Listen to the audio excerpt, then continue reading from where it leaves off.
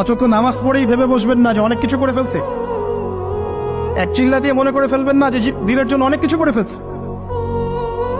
একটা হজ করেছেন, ওমরা করেছেন, সিয়াম রেখেছেন, দিনের জন্য দান সৎকার করেছেন, একটা মাদ্রাসা মসজিদ করেছেন, ভেবে বসবেন না আপনি সব অনেক কিছু করে ফেলেছেন এবং অন্যরা সব কক্রোচ তেলা পোকা, ওরা জাহান্নামে যাবে এমনটা মনে করবেন।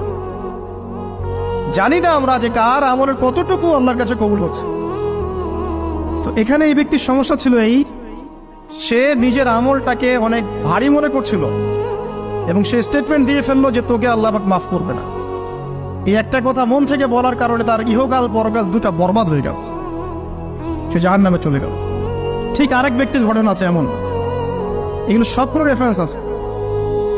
এক ব্যক্তি প্রচুর ইবাদত করত, আল্লাহ পাক তার ইবাদত করার জন্য পাহাড়ের চূড়ায় একটা সুন্দর ব্যবস্থাও করে দিয়েছিলেন। সেখানে ডালিম গাছ হতো, ঝর্ণা আসতো, খাবারের কোনো অভাব নাই।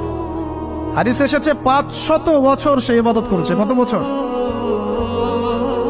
কিয়ামতের মাঠে এই ব্যক্তির অবস্থা এমন হবে, তাকে জান্নাতে প্রবেশ করানোর জন্য নিয়ে যেতে বলা হবে যাও আমার রহমতে জান্নাতে চলে যাও। আল্লাহ পাক তাকে এই কথাটা বলবেন, কিন্তু এই ব্যক্তি বলবে আমার আমলের কারণে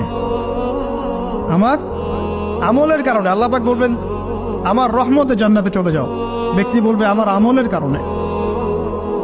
আল্লাহ রাব্বুল আলামিন তখন তাকে দেওয়া সমস্ত নেয়ামত গুলোকে এক পাল্লায় করবেন আর তার সমস্ত আমলকে আরেক পাল্লায় করবেন। তারপর দেখা যাবে আল্লাহর সমস্ত নেয়ামত তার একটা চোখের সমান হয় নাই। কথা কি বুঝতে পারছেন?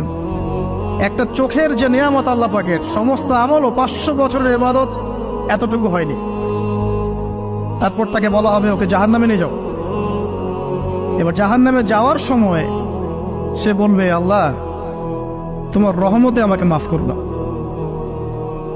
তখন আল্লাহ পাক তাকে আবার ডেকে নিয়ে আসবে, বলবেন যে তোমাকে যে আমি ইবাদত করার জায়গা করে দিয়েছিলাম, এটাকে তুমি নিজে করেছো না আমি করেছি?